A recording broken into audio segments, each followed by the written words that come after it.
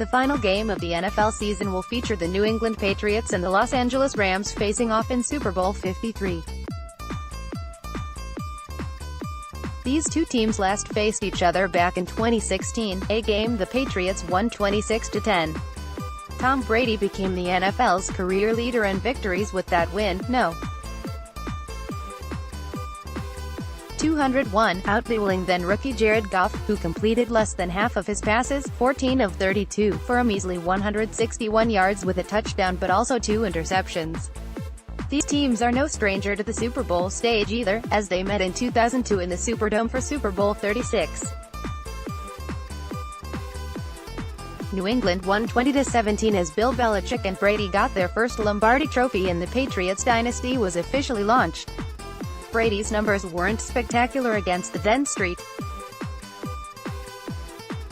Louis Rams but outplayed Kurt Warner as the New England's defense held the greatest show on turf, and Adam Vinatieri kicked the game-winning 48-yard field goal as time expired. Fast forward to today, and the Patriots continue to make it to Super Bowls with Brady leading the way. This marks New England's third straight Super Sunday appearance and fourth in the past 5 years. This version of the Patriots enters the game riding a 4-game winning streak after losing back-to-back games to the Dolphins and Steelers. Brady and company have been rolling recently, putting up 116 points in the last 3 games with rookie running back Sony Michel doing his part. The defense has played well in its own right, but gave up a combined 59 points to the Chargers and the Chiefs on the way to the Super Bowl. The offense goes as Brady goes, but I could argue that Michel, along fellow backs Rex Burkhead and James White, are more important.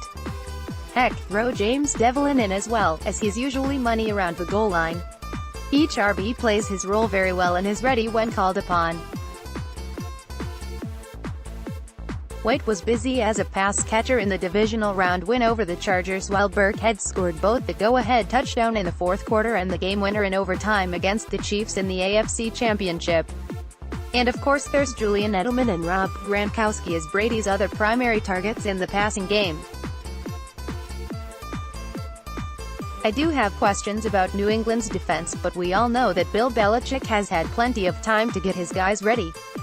I really like the secondary, which is led by Stephon Gilmore, one of the best cornerbacks in football.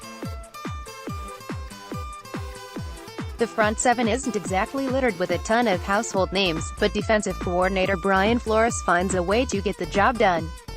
The Patriots have given up a total of 60 rushing yards this postseason.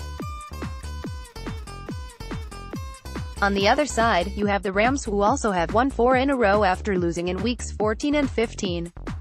The defense has risen to the occasion, holding the Cowboys and Rams to 98 rushing yards combined. Los Angeles' defense has plenty of star power, including the likes of Aaron Donald and Ndamukong Suh up front.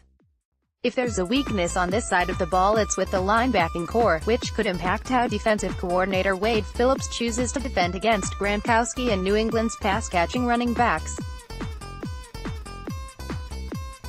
The Rams' secondary has plenty of talent, but off-season acquisitions Aqib Talib and Marcus Peters have had inconsistent seasons.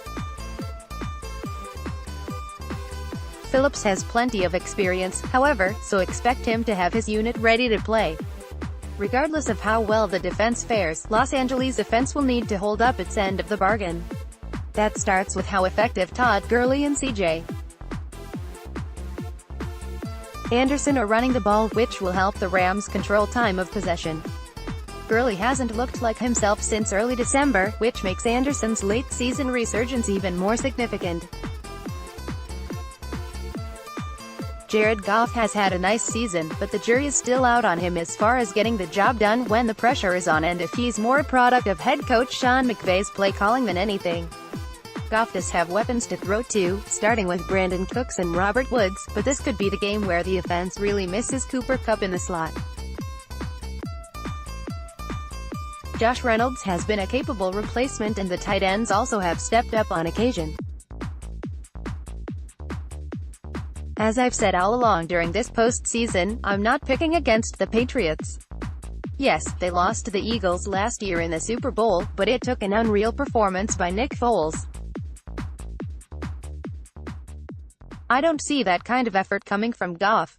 New England has covered 39 of its last 56 games, including 19 of the last 26 against teams with a winning record. To me, this one shows that the wisdom of Belichick is greater than the potential of McVay. The Rams will be back, but the Patriots win this one.